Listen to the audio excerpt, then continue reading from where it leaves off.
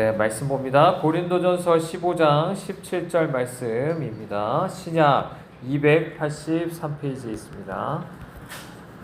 네, 우리 함께 읽겠습니다. 시작. 그리스도께서 다시 살아나신 일이 없으면 너희의 믿음도 헛되고 너희가 여전히 죄 가운데 있을 것이요. 아멘. 네, 오늘은 역사학입니다. 그동안 이제 학문별로 이제 분야별로 살펴보는 것을 했는데 오늘 그 학문별로 얘기하는 건 이제 마지막이고요. 자, 역사에 대한 이야기를 우리가 함께 살펴보는데요.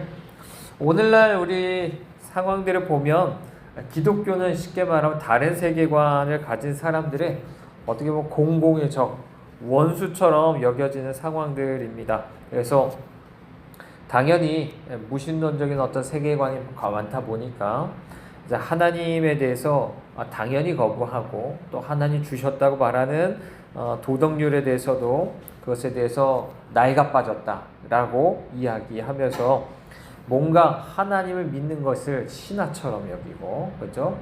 아니면 도덕률을 따라 살아가는 것이 상당히 어떻게 보면 뭐라고 해야 될까요? 옛날, 그죠? 옛날 어떤 구습이나 쫓아가는 어떤 이런 것처럼 보여지는 사람들이 많습니다.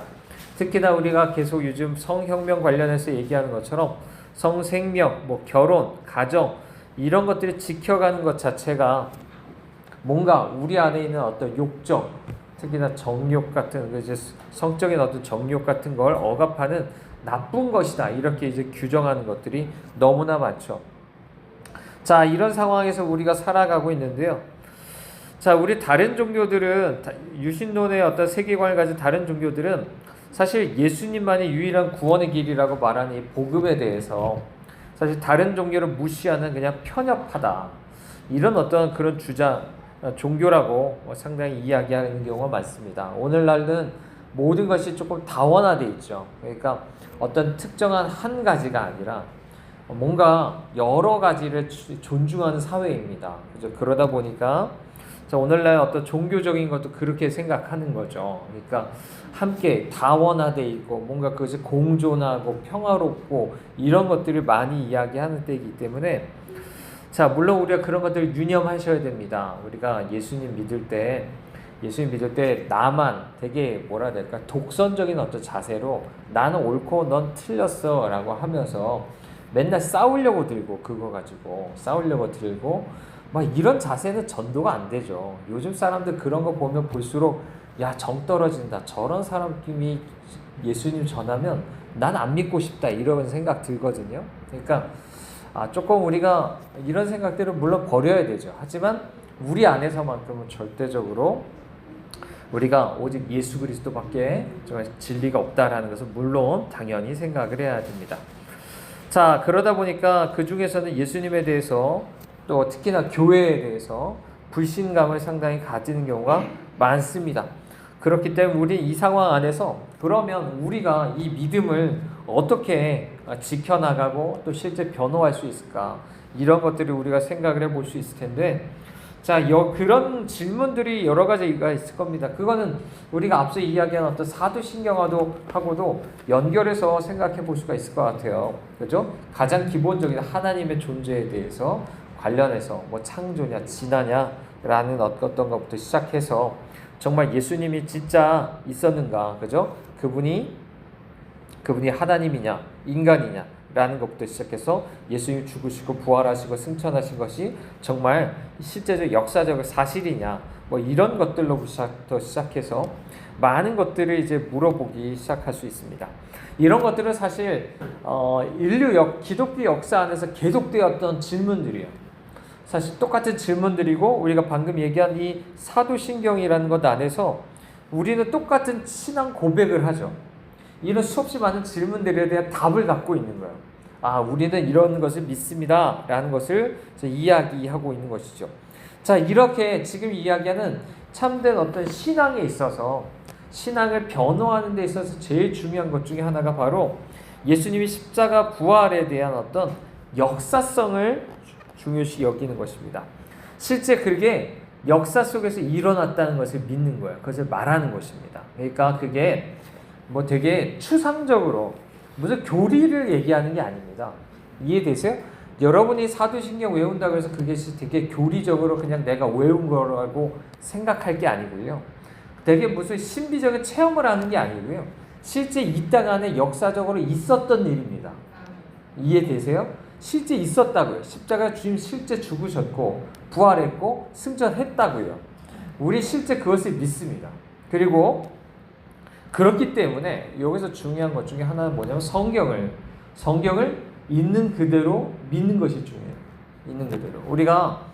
물론 우리가 주일날에는 조금 우리가 예수 그리스도를 발견하는 어떤 해석들을 많이 합니다. 그렇기 때문에 조금은 문자적인 기보다 조금 영적이고 비유적인 것들이 많이 있어요. 자, 그럼에도 불구하고 세계관과 관련해서 분명히 우리가 문자적으로 보면서 이것이 실제다. 역사적으로 진짜 있었다. 이렇게 바라보는 것들이 상당히 중요합니다. 그래서 자, 우리가 의심하는 사람들을 또 설득하거나 아니면 믿음을 굳건하기 위해서도 이런 것들에 대한 분명한 증거를 가지는 것들이 필요한데요. 자, 몇 가지 질문들이 있습니다. 예수님이 진짜 이 땅 안에 사셨을까요? 정말 여러분 스스로 대답하셔야 돼요. 그냥 이거는 믿음에 대한 얘기인 거예요.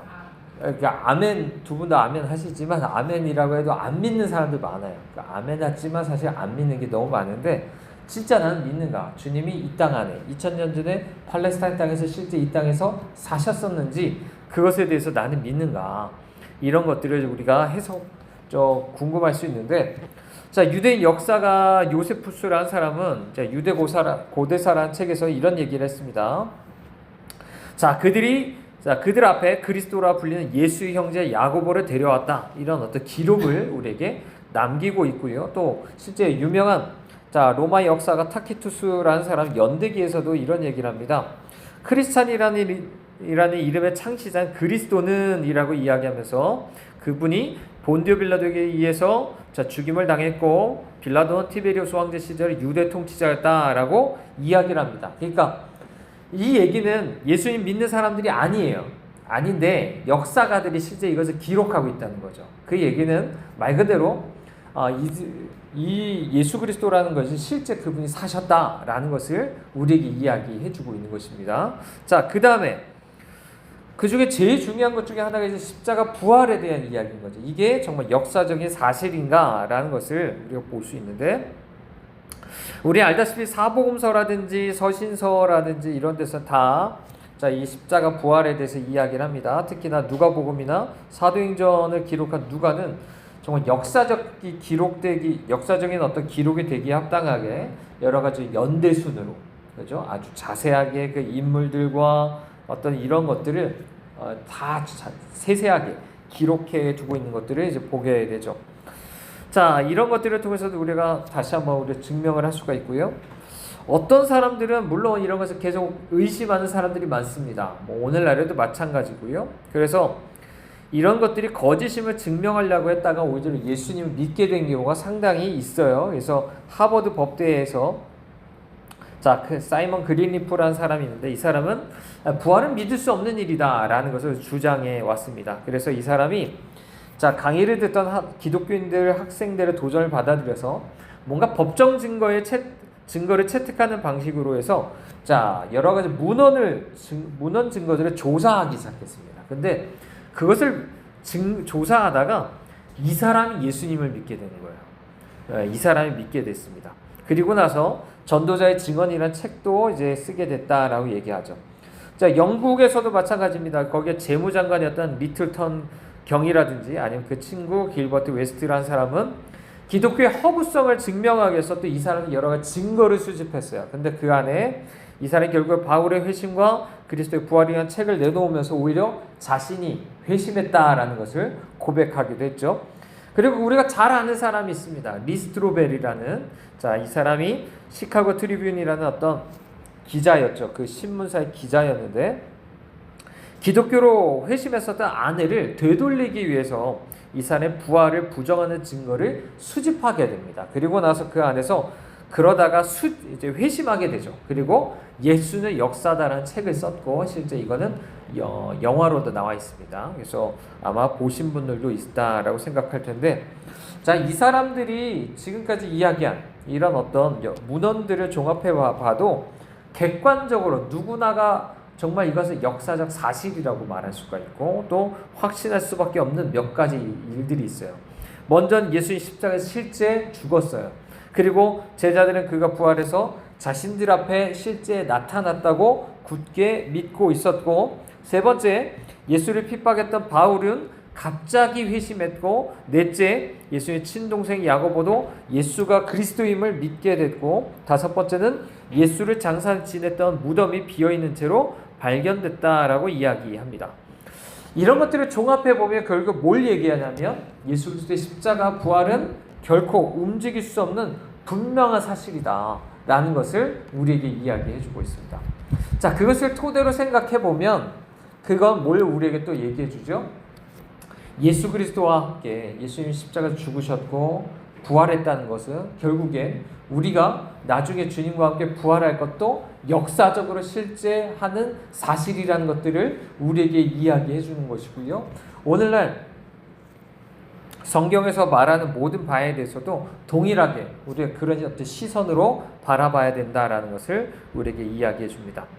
그래서 오늘 15장 14절 15절에 보면 이런 얘기하죠. 그리스도께서 만일 다시 살아나지 못했다면 우리가 전파하는 것도 헛것이고 또 너희 믿음도 헛것이고 또 우리가 하나님의 거짓 증인으로 발견될 것이다 라고도 이야기를 하고 있습니다. 자, 이와 같이 우리도 자, 이런 예수님에 대해서, 그렇죠? 그분의 십자가 부활에 대해서 마땅히 온유와 두려움으로 우리의 신앙을 정말 변호할 수 있는 준비가 각자가 되셔야 될 줄 믿습니다. 자, 두 번째는 성경의 역사성입니다. 자, 이와 같이 자, 우리의 신앙은요, 이와 같이 예수님의 실제, 그리고 이 땅에 주님의 십자가와 부활이 실제했다는 것들, 이런 걸 믿는 것부터가 우리의 신앙의 시작입니다. 만약에 생각해 보시오. 이게 다 뻥이다, 거짓말이라고 한다면, 그렇다면 우리 신앙은 다 무너질 거예요. 그렇죠? 우리가 함께 읽었었던 것처럼 더 이상 그 위에서 신앙생활을 할 수가 없습니다. 우리 신앙생활의 토대는 이제 부활입니다. 십자가도 아니고요. 그 전에 십자가 전에 내가 살았던 삶도 아닙니다. 부활을 토대로 하는 거예요. 근데 이 모든 게 내가 가짜라고 생각해 보십시오. 그러면 말 그대로 내가 설 자리가 없어요. 기초가 없다고 이야기하는 것이죠. 그렇기 때문에 성경은 수없이 많은 기독교를 반대하는 사람들은 끊임없이 성경의 역사성을 공격하는 거예요. 그거 가짜다, 그거 신화다, 사람들이 다 조작한 거다, 이렇게 이야기해오는 것입니다. 끊임없이 이런 공격들은 계속되어 왔고요. 자, 그렉 길버트라는 사람들은 대표적인 어떤 그 성경에 대한 질문들 또 공격들을 이렇게 요약을 했습니다. 어떻게 하냐면 첫 번째는 현재 이 성경, 우리가 보이는 이 성경이 자, 원문의 내용을 정확하게 반영을 못한다. 이해돼 있어요. 원문이 있어요. 본래 원문이 있는데 이 반영이 안 된다라고 공격을 하는 거죠, 사람들이. 자, 두 번째는 필사자들. 그러니까 이거를 처음에는 나중에 구텐베르크에서 이것들이 인쇄술이 발전되지 않았습니까? 그 전에는 수도사들이라든지 이런 사람들 직접 이제 필사하고 했을 텐데 이런 사람들이 원본을 정확하게 전달을 못했다. 이렇게도 보이고요. 세 번째는 우리가 보고 있는 성경이 원래 성경에서 뭔가 빠지거나 추가된 것이 있다, 이렇게 얘기하죠. 또 네 번째는 성경 기자들이 믿을만하지 못하다. 다섯 번째는 성경 기자들이 실제 일어난 사실을 정확하게 제공하지 않았을 것이다. 이런 식의 어떤 의심과 공격들이 상당히 우리 안에 많을 수 있고, 우리가 구체적으로 이런 것들 하나하나 우리가 다 지금 이야기할 수 없지만 아마 신자분들 중에도 이런 것들을 얼핏 들었고 똑같이 이런 것에 대해서 의심하는 분들이 꽤 많을 거예요. 그와 관련해서 나중에 한번 기회가 된다면 또 우리 함께 이야기해 보려고 하는데요. 자, 이런 질문에 대해서 함께 아까 길버트라는 사람이 이것에 대해서 대답을 하게 되는 거죠. 자, 그리고 앞서 얘기한 리스토르벨이라는 사람은 예수는 역사다라는 곳에서 13명의 이 시대 최고의 어떤 신학자, 역사학자, 심리학자, 의학자, 변증학자들을 통해서 계속 이런 질문들에 대해 답을 구하는 과정들을 우리에게 보여줍니다. 그리고 그 중에 몇 가지만 우리가 함께 살펴보려고 하는데요. 자, 첫 번째는 이런 겁니다. 신약 성경은요, 예수님 부활이 있고 나서 20년에서 30년 안에 바울 서신이 기록된 겁니다. 그리고 복음서도 최소한 60년 이내에 기록됐다라고 이야기합니다. 그래서 이런 주장은 심지어 나중에 초대교부인 파피아스나 이레네우스 등도 또 이런 것을 확증해 주죠. 그러니까 상당히 빠른 시기에 이해되시죠? 그러니까 주님이 죽으시고 부활한 지 얼마 안 돼서 이런 거 다 기록됐다는 거예요. 성경이. 이해되시죠? 자, 두 번째. 자, 신약성경 수많은 고대 문서 중에서도 가장 많은 사본이 있습니다. 사본, 말 그대로 복사한 거죠. 여러 가지, 물론 지금처럼 복사기로 뭐 했다는 게 아니라 다 직접 그대로 베낀 거죠. 그래, 그런 번역본들이 있습니다. 심지어 또 다양한 장소에서 그게 발견됐고요. 사본 간에 그게 얼마나 똑같은지 일치하는지 그게 상당히 그 비율이 높습니다. 자, 이거는요, 다른 역사서나 문학 작품의 사본수가 적고 대부분의 가장 오래된 사본조차도 대체 600년에서 1000년 이후의 사본이 있는 경우에 비하면 상당히 많은 겁니다. 예를 들어 요한복음의 사본 같은 경우만 봐도 AD 100년에서 150년경에 쓰였고요. 원본과 거의 똑같은 시기에 기록됐고 사본의 수가 수만 개에 달한다고 얘기합니다. 그만큼 정확하다는 거죠. 오히려 다른 고대 문헌보다도 더 정확하다는 거예요. 만약에 우리가 성경을 만약에 의심한다면 다른 고대 문헌들, 수없이 많은 책들이 있지 않습니까? 뭐 요즘에 인기가 있는 오디세이, 영화나 이런 데서 나오는 오디세이라든지 이런 책들도 다 오히려 성경보다 못한 책들이 되죠. 이런 것도 생각해 볼 수가 있겠고. 자, 세 번째는 성경 외의 역사적인 기록과 사적인 편지 속에서 예수님에 대한 기록이 풍성하게 남아 있습니다. 그래서 우리가 잘 아는 탈무드 있죠. 거기서도 예수님과 그 추종자에 대한 기록이 사실 거기서도 나온다고 합니다. 그죠? 제가 그런 것들을 보면 우리가 신뢰할 만한 것이 참 많다라고 볼 수가 있고. 네 번째는 AD 55에서 57년에 기록된 것으로 추정되는 고린도전서 15장 3절에 4절에 우리가 방금 읽은 이제 15장이죠. 이게 한번 보십시오. 여기 보면 이렇게 되어 있죠. 내가 받은 것을 먼저 너에게 전했다고 얘기합니다.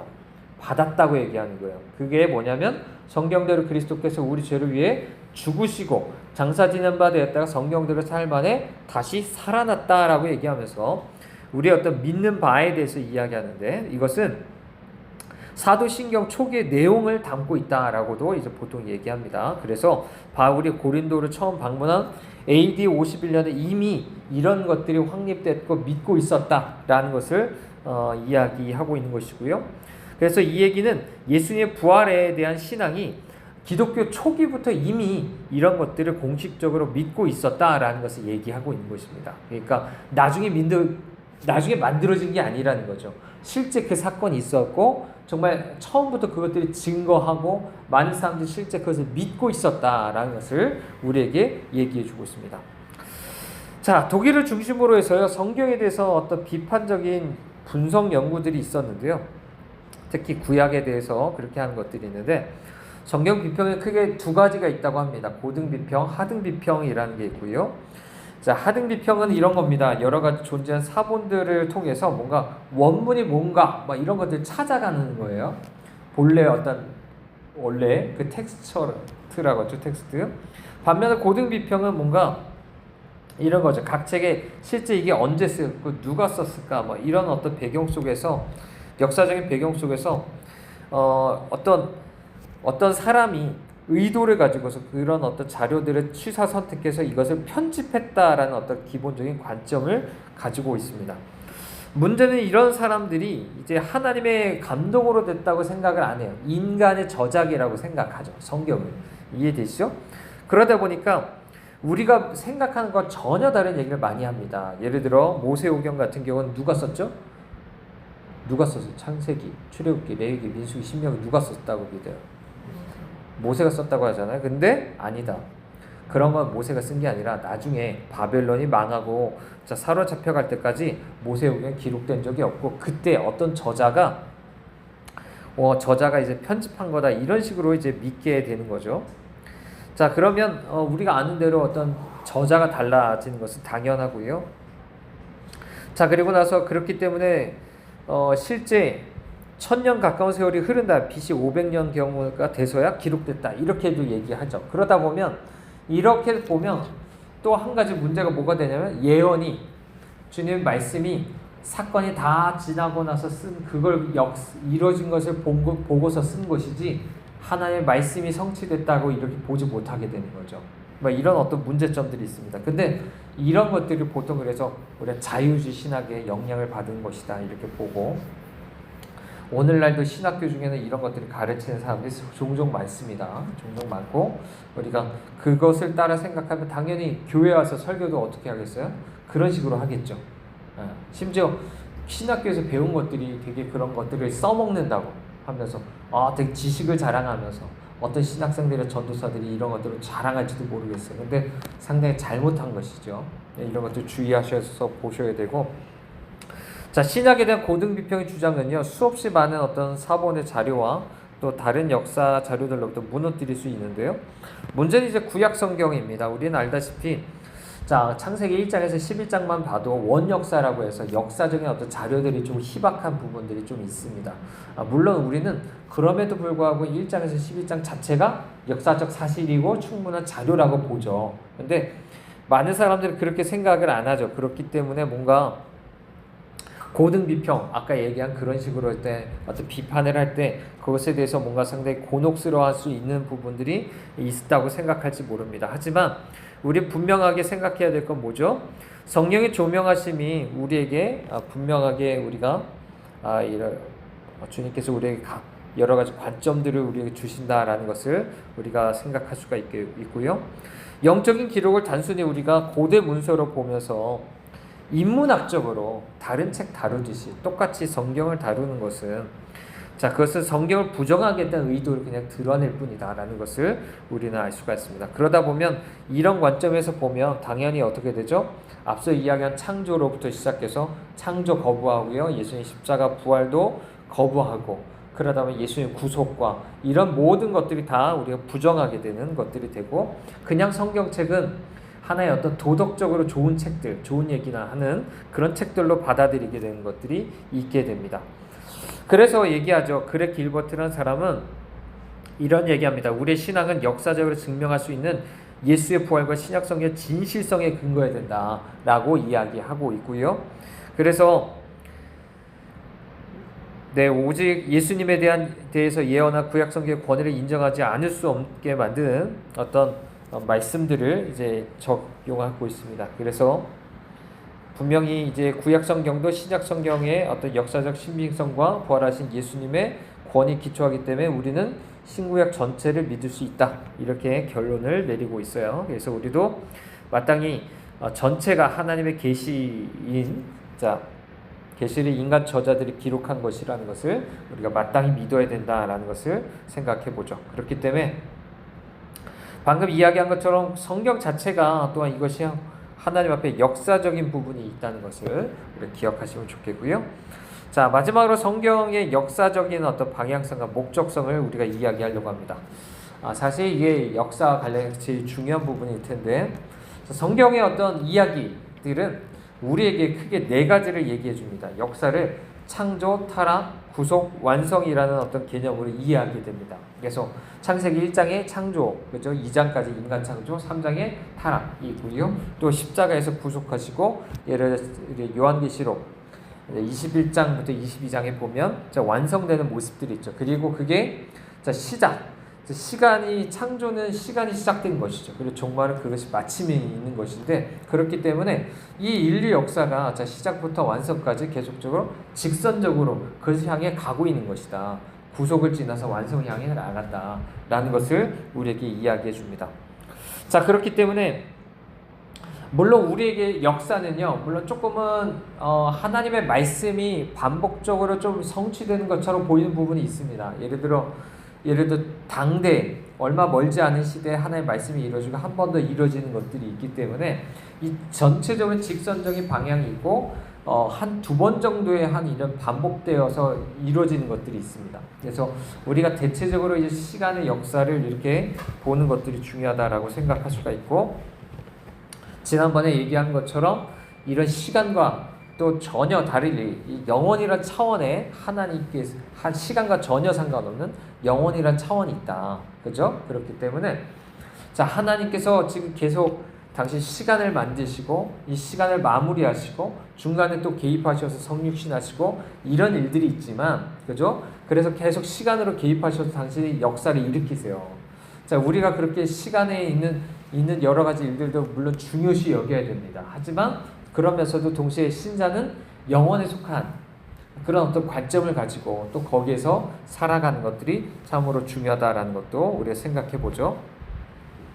자, 이런 역사관을 우리가 가져야 됩니다. 그러면 이 얘기는 우리 인생에 있어서도 상당히 비슷할 수 있어요. 그죠?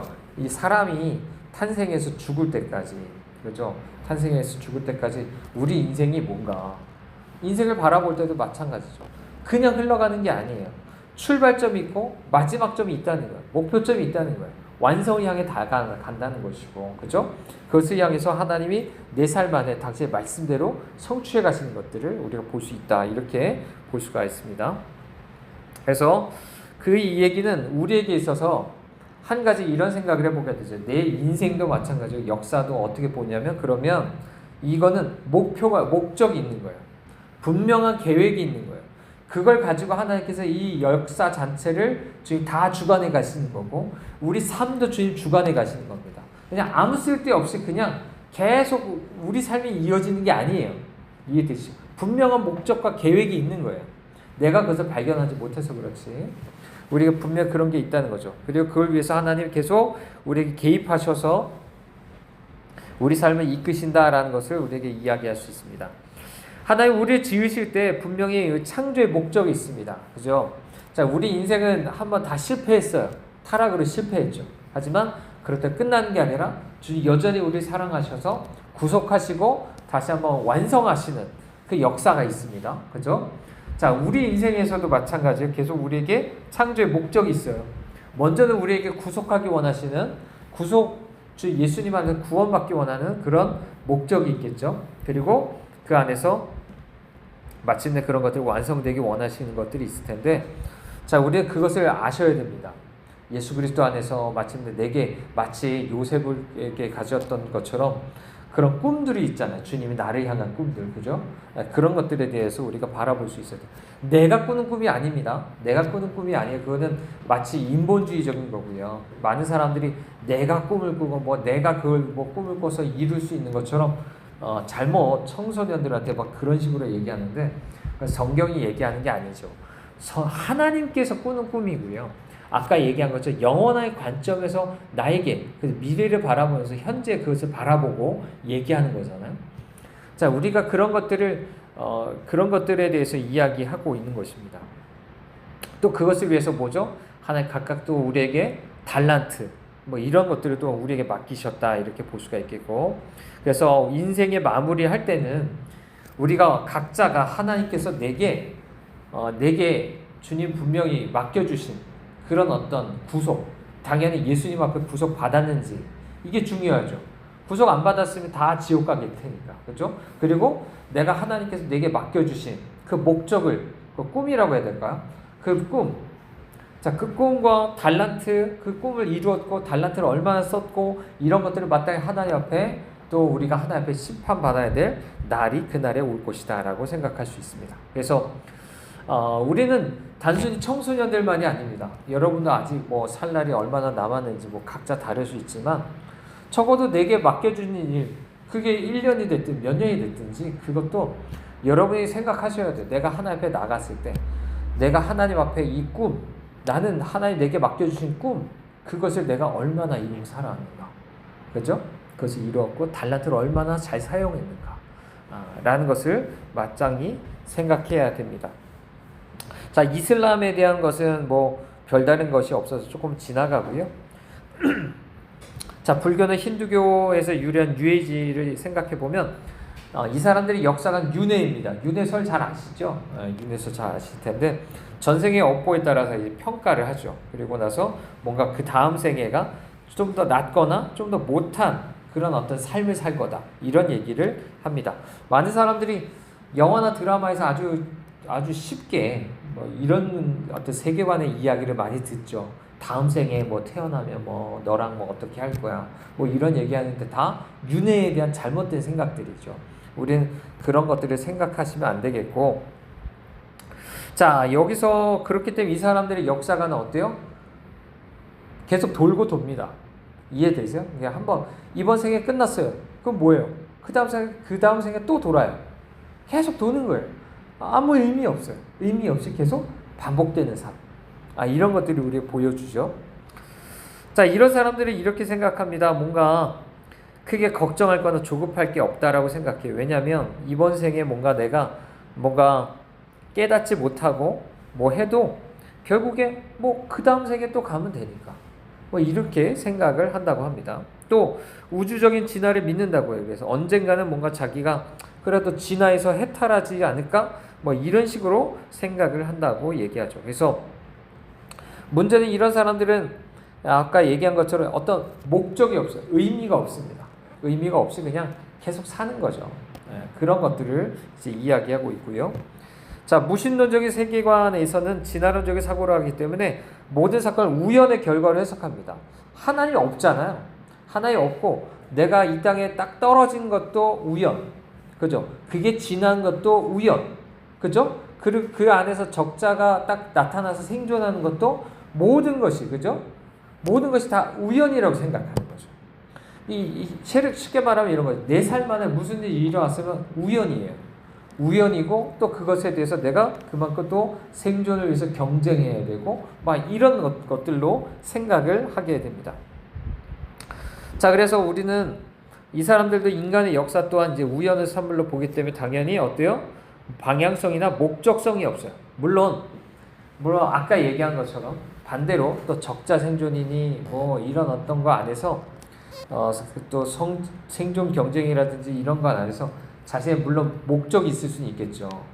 그리고 그걸 위해서 또 누군가에 대해서 약자를 또 짓밟고 하는 이런 것들이 있겠지만, 자, 그런 것도 또 그렇기 때문에 어떻게 보면 좀 이중적인 이런 모습들이 상당히 있고 이런 모습들을 보여줍니다. 그래서 이런 사람들에게 있어서 우리는 분명히 우리 삶을 그래서 좀 봐야 돼요. 우리 삶이 어떤 삶인가? 이런 윤회적인 것인지 아니면 정말 진화론에 근거한 이런 어떤 삶인지 이런 것도 정말 우리 돌아봐야 되고요.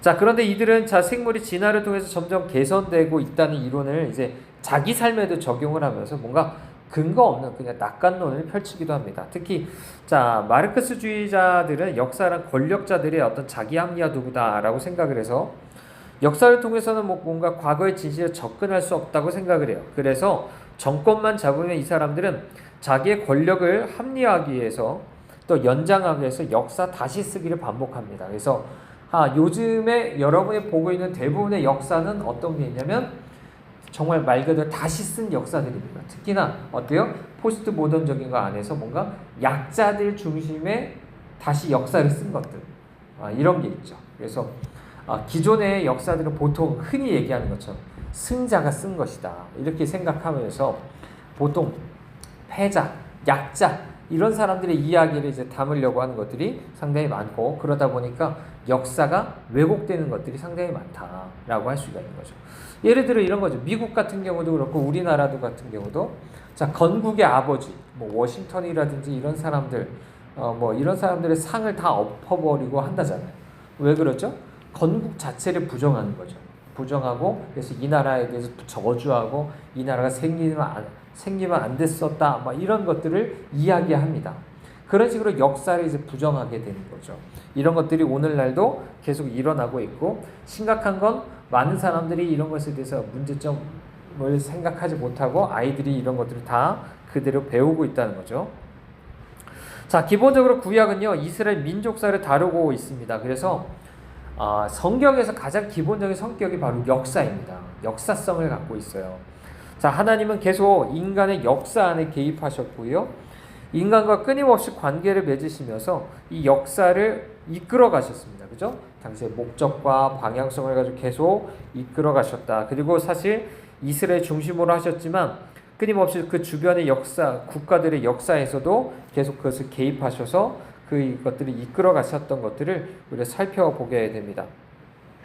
그래서 마침내 우리는 이 역사가 예수님 다시 오실 때 이것이 완성될 것을 우리가 내다보게 만드는 거죠. 그래서 이 예언이 지금까지도 이것이 역사 안에 실제 이루어졌던 것들을 믿고 그죠? 앞으로도 나머지 예언도 예수님 오실 때 그것이 성취가 될 것이다 라는 것을 우리는 믿습니다. 그렇기 때문에 자, 오늘날도 우리가 마땅하게 우리 생각을 해야 됩니다. 우리가 주님께서 우리에게 불러주신 바에 따라서 우리의 삶에 대해서, 역사에 대해서 바로 바라보고 우리가 하나님 앞에 어떻게 설 것인지를 바르게 우리가 정하실 수 있기를 바랍니다. 우리 함께 기도합니다.